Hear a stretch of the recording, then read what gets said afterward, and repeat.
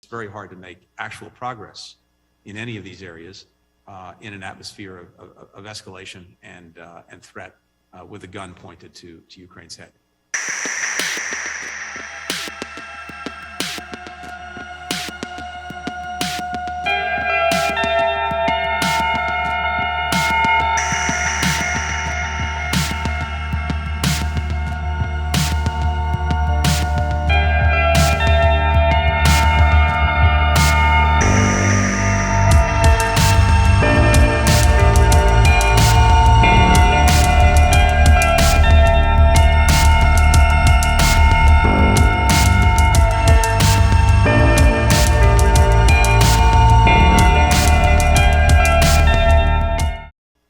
The United States, Germany, and our allies and partners, including at NATO, the European Union, the G7, have been very clear that Russia will face massive consequences for renewed aggression against Ukraine.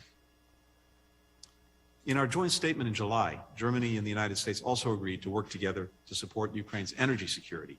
We have laid out two paths for President Putin and for Russia: the path of diplomacy and de-escalation, and the path of deterrence, including the serious costs, the massive consequences that Russia would incur if it renews its aggression against Ukraine.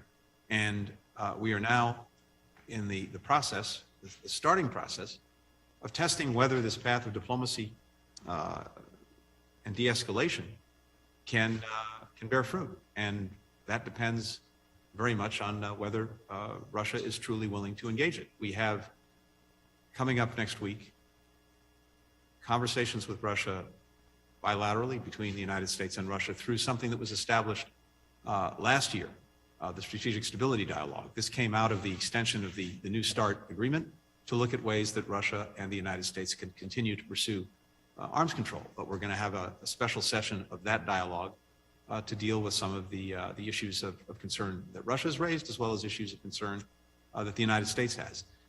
But at the same time, we are pursuing a conversation with Russia through the NATO-Russia Council, as well as at the Organization for Security and Cooperation in Europe, that the United States, Russia, all of our European partners, Ukraine, and others are part of. And this gets at the fundamental point that President Biden has made absolutely clear to President Putin. When it comes to questions of European security, there is going to be nothing about Europe without Europe. Not just full coordination, full consultation, but participation.